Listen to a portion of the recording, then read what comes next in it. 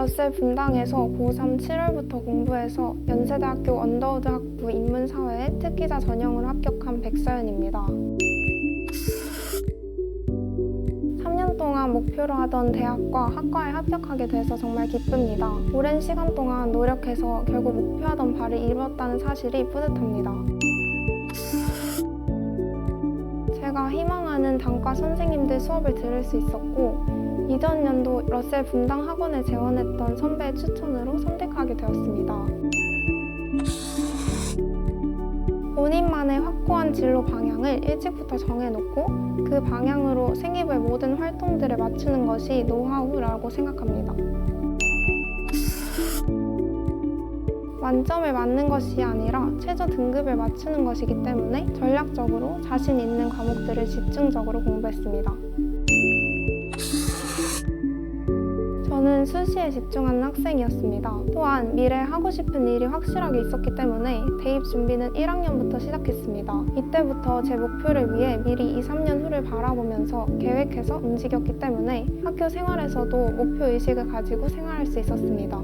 이러한 이유로 미리 준비하고 움직이다 보니 자연스럽게 입시 준비도 1월부터 시작하게 되었습니다.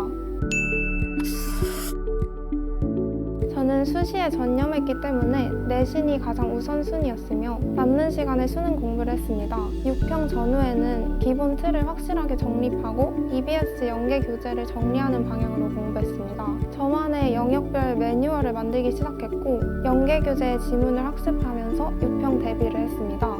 9평 전후에는 취약점을 정리하고 실전에서 도움이 될 만한 방법들을 고민하는 방향으로 공부했습니다. 제가 취약한 부분들을 기록하고 오답을 다시 풀어보며 구멍을 메꾸기 위한 노력을 했습니다. 수능 직전에는 작년 수능과 올해 기출을 다시 보며 평가하는 느낌에 익숙해진 채로 시험장에 들어갔습니다. 또한 제가 기록하던 매뉴얼과 취약점 노트에서 해결된 부분을 지우고 수능 당일에 사용할 매뉴얼을 만들었습니다. 국어는 언어와 매체를 선택했습니다. 겨울방학 동안 기출 분석을 하고 봄부터 새로운 문제를 풀었고 9평 이후에 다시 기출을 돌렸습니다.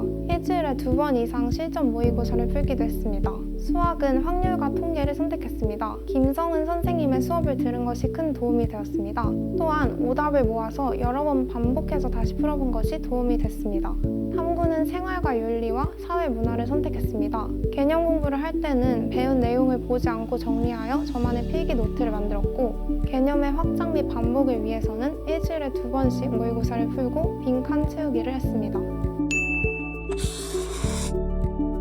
제가 가장 취약했던 과목은 수학입니다. 알고 있는 개념이 응용되는 문제가 나오면 풀지 못할 때가 많았습니다.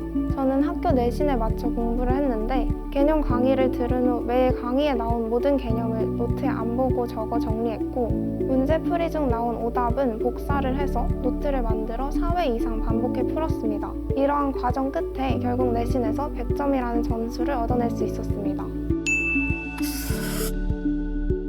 저는 김성은 선생님의 확통 수업이 가장 도움이 되었습니다. 김성은 선생님께서는 개념을 쉬운 언어로 확실하게 이해할 수 있게 설명해 주셨습니다. 그래서 수학 개념에 대한 이해가 빠르지 않은 저에게 도움이 되었고 저와 같은 학생분들께 추천하고 싶습니다.